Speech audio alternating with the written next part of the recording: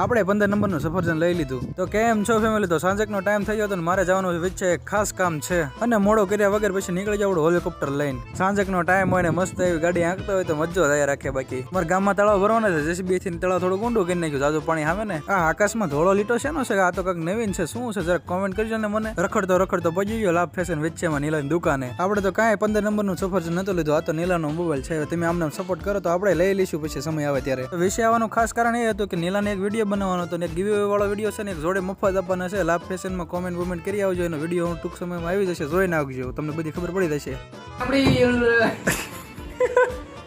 Video shoot કરવાનો તો એ કરી લીધું છે ને હવે જવાનું નાસ્તો કરવા. ભૂખ લાગી ક્યારની. કટોરી હું ભીખ માંગવા આપી છે.